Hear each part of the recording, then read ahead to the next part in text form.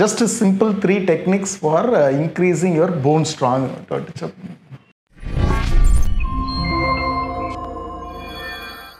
நிறைய பேர் கேட்குறது ஸ்ட்ராங் போன்ஸ் எலும்பு வலுவாக இருக்கிறதுக்கு என்னென்னு 3 1 கால்சியமுக்கு பரண்டை உளுந்தங்களி முருங்கைக்கீரை கேழ்வரகு வெத்தலை இதெல்லாம் எடுத்துக்கோங்க சூப்பர் கால்சியம் முடிஞ்சது. செகண்டு கால்சியம் அட்லீஸ்ட் பார்த்தீங்கன்னா 1000 மில்லிகிராம் பர் டே தேவைன்னு சொல்கிறான்.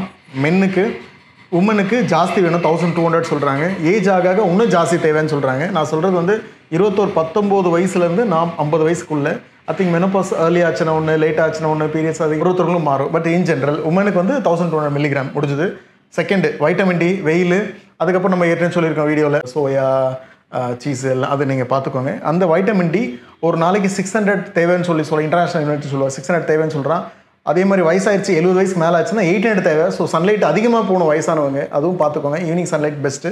காலை வெயில் கழுதைக்கு மாலை வெயில் மனிதக்குன்னு எழுதுனா. ஸோ மார்னிங் சன்லைட்டு வேண்டாம், ஈவினிங் சன்லைட்டு இளவில் உடம்புக்கு ஆபத்துன்றாங்க. ஸோ முடிஞ்சது வைட்டமின் டி. செகண்டு 600 வயசானவங்களுக்கு 800 மேலே தேவைன்னு சொல்கிறான். முடிஞ்சது.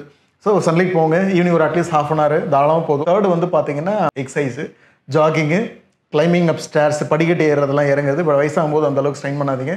இல்லை வாக்கிங்கு, இல்லை இது வந்து நல்ல ஹெல்த்தி போன்ஸை வந்து உருவாக்குதுன்னு சொல்கிறான். வெயிட் பேரிங்கில் எக்ஸசைஸ் எல்லாம் எடுத்தோடனே ஸ்டார்ட் பண்ணாதீங்க. ஜிம் போகிற எல்லாருக்கும் கேளுங்க, யாருக்காவது ஒருத்தர் வலி இருக்குது எங்கேயாவது ஒன்று பிடிச்சிக்குதுன்னு சொல்லுவாங்க. ப்ராப்பர் வார்ம் அப் வேணும்.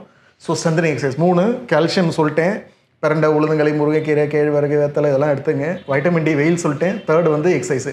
3 நல்ல எலும்பு பயங்கர ஸ்ட்ராங் ஆகும். ஒரு குரூப் ஆஃப் பாப்புலேஷன் ஒரு கண்ட்ரியில் கால் பார்த்தீங்கன்னா ரொம்ப பெருசாக இருக்கும். ஒரே காரணம் அவங்க நடந்துகிட்டே இருக்காங்க, இப்போ மலைலாம் ஏறிட்டே இருக்காங்கன்னு சொல்கிறாங்க. அதனால் கால் வளருது. எவ்வளோக்கு எவ்வளோ முட்டி இடித்து நடந்துகிட்டே இருக்கீங்களோ அவ்வளோக்கு எவ்வளோ வளர்ச்சி ஜாஸ்தியாகும். நான் சொல்ல ரிசர்ச் சொல்லுது.